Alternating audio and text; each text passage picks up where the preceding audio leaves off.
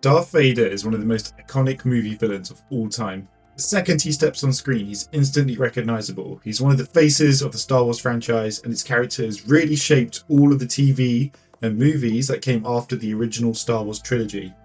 However, it's this notoriety of his that has also been a double-edged sword for the character, and I would argue that Darth Vader was at his peak characterization in the original trilogy. The prequel trilogy, which is really a trilogy about Vader and about his origins and where he came from, really poorly handled Vader and really mishandled Anakin Skywalker. And I don't think the character has ever really been done justice since then. Now, there is a lot of Star Wars media out there and there's a lot of stuff that covers Vader, so what I really want to focus in on is the prequel trilogy itself. So that's The Phantom Menace, The Clone Wars, and then Revenge of the Sith. Talk about Vader's backstory, talk about his origin as Anakin Skywalker, and why I think it was mishandled. Unfortunately, the problems that Anakin had in that sequel trilogy have really just been compounded upon ever since. Now, I think the prequels got two things wrong, two really important things, and I'm going to discuss each of these in turn. The first is that Vader was made a bigger part of the world than he should have been.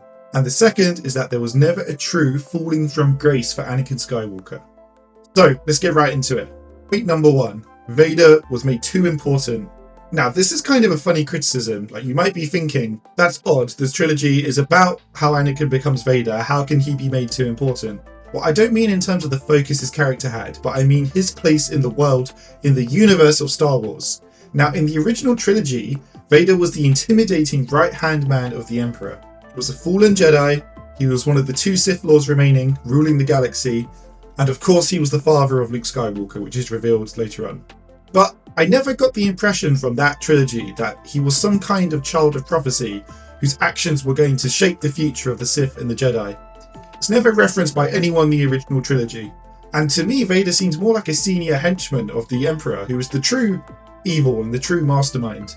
However, what the prequels did is they catapulted Vader, or Anakin Skywalker's importance, into something it was never intended to be. Suddenly he is this child of prophecy who has a written destiny ahead of him, his destiny being to destroy the Sith and bring balance to the Force. I think what this did is it really stifled Anakin's character in the prequels. The prophecy puts him in a bit of a weird grey area, it kind of forces him into a box. So let's go through a few questions and problems that are introduced by the prophecy and by setting up Anakin in this way. So the first thing is that the prophecy is too flimsy, it's too vague, and it's too poorly explained given how important it seems to be in the series. For example, who made this prophecy? How reliable is it? Is the person still around who made it? When was it made? Does everybody believe in it? Do some people disagree? Have there been other prophecies made? Were they fulfilled? There's lots of questions, there's lots of things that don't make sense when you think about it, and it seems like a lazy way to bring some added importance to Anakin when he never really needed it, in my opinion. Is his character more compelling because he has a prophecy made about him? Now, I can see a story where Anakin is grappling with his destiny, his struggle to fulfill or meet expectations that have been put upon him, but he never mentions the prophecy himself, and I'm not even sure if he knows about it. All the characters around him seem to take it for granted. But as I mentioned, do all the Jedi think the same? There could have also been an interesting conflict if there was maybe a difference of opinion between different factions of the Jedi, but this is likewise never explored. So we end up with a very bland, forced way to try and give some kind of extra importance to Anakin, but it's never explored, and it holds no weight in the story despite it driving the actions of several characters. For example, Qui-Gon wanting to train Anakin in the first place, Obi-Wan and Mace Windu discussing that they think he's a child of prophecy. It also leads into this weird thing of Anakin being the super powerful Force user who everybody is after, and the Emperor is interested in him, and the Jedi are afraid of him. But again, it's not really explored properly, it's just more a result of this prophecy being made about him. It just elevates his importance artificially in the story. And I think this is a good example where the author really is telling us rather than showing us. Instead of writing an engaging story where Anakin has relationships with other people and he has an impact on the world and he has an impact on events in the world, it's kind of shoehorned in through just telling us that, oh, well, there's a prophecy and he's really important, and so people by default take an interest in him. I mean, even the words of the prophecy are quite vague. So the prophecy says that Anakin is the one to destroy the Sith and bring balance to the Force. And again, what does it mean for the Force to be balanced?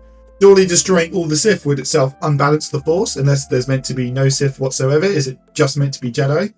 And I think this has another negative impact on Anakin's character. I think having a prophecy like that really calls into question how much agency did Anakin have in his own fate in the end. Is his sacrifice at the end of the original trilogy meaningful when he decides to redeem himself and save his son? Or was it always meant to be, and therefore it's kind of meaningless?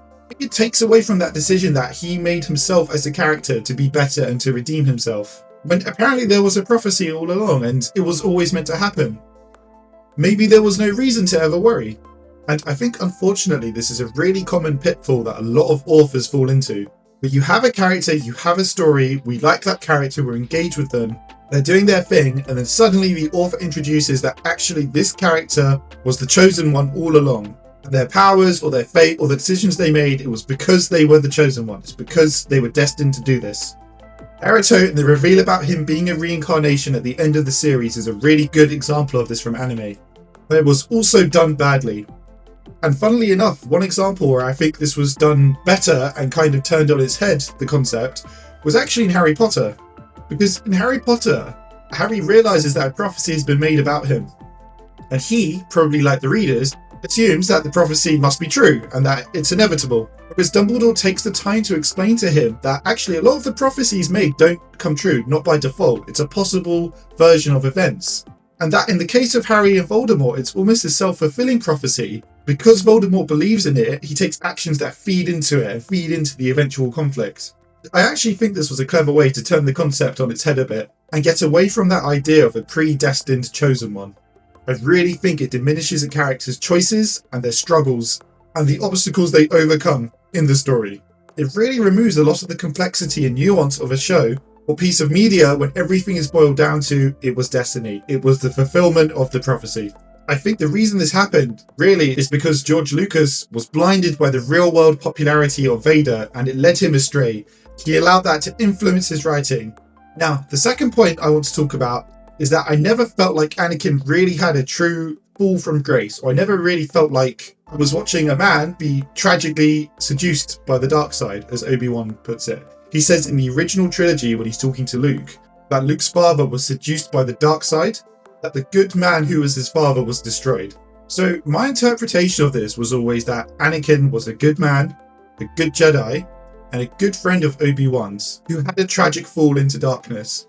From watching the prequels, I never really got this impression because Anakin is written as angry and violent and moody right from the start. I never got the feeling that I was watching someone who was really good and really noble. And I'm not saying you can't have a character like that, but I think it hurts what could have been a compelling arc of a good man falling into darkness. And it instead comes across as an angry man who becomes increasingly more angry and more frustrated at his life until it eventually boils over and he snaps. It was an odd choice to write Anakin in this way. And again, if I use Harry Potter, since I already spoke about it as an example, it kind of reminds me of Tom Riddle, who was kind of always a bad person and not really a good person. He just got increasingly worse as he grew older. And I'm not saying Anakin was evil at the start, but he wasn't really a great guy either. Now, I think there's a few ways that this could have been fixed in the prequels. First thing to do is age up Anakin. The Phantom Menace was completely wasted because Anakin was just a child. He had no influence or agency over anything that happened in the movie, and we barely knew him. That way you can really spend the whole trilogy focusing on Anakin as a character, instead of the two movies that we got, effectively. The second thing is spend a lot more time showing Anakin as a wise and respected Jedi. Show him training an apprentice. Show how people look up to him and respect him. Let us spend time with him to understand his morals and what drives him as a character. But also show that perhaps internally or even vocally he has doubts. Show that perhaps he doesn't agree with everything the Jedi says. Put him in situations where his ideals are tested and pushed and perhaps are exposed to not be perfect. Have him gradually grow more disillusioned with the Jedi Order, pushing the boundaries more and more over time. And doing it like this would allow us to learn and grow alongside Anakin as well. We might share his ideals at the start, and we may also become disillusioned with his ideals, as he does, as the story progresses, and we experience for ourselves how these are challenged. It puts us in an interesting spot as an audience. What do we think we would have done in that situation? Finally, really focus almost exclusively on Anakin and these increasing doubts and struggles to adhere to the Jedi Code. I think the prequels had too many other things going on, taking away the focus from Anakin. It should have really been a really tight story showing his rise and his fall. And it should have really taken the time to build up to these key turning points in his life. His switch from Jedi to Vader in Revenge of the Sith is way too abrupt. He immediately goes from 0 to 100. I didn't feel like I was watching a good person who got tragically seduced. I felt like I was watching a crazy person who was suddenly let off the leash. I really think that Anakin was depicted as having really one-dimensional emotions. He seemed volatile and aggressive at every point. So, to sum it all up, I think the prequels had a lot of potential. I think it was an interesting idea to explore how a good man turned so evil. But by focusing on prophecy over character development, depicting Anakin's fall as inevitable rather than a series of personal failures and choices, I think the films really missed an opportunity to better explore what truly made Anakin Skywalker turn into Darth Vader, and how even in reality good men can turn bad. A more nuanced portrayal would not only have done more justice to the character, but also added a richer layer to the Star Wars narrative. So that's it for today, guys. If you've listened this far, thanks so much. I'd be really interested to hear what you guys think, whether you agree with me, disagree with me. Definitely leave a comment below and I'll do my best to get back to you. Also, if you'd like to hear me talk about any other topics or any other characters, please just let me know as well. I'll definitely try and do those. Thank you.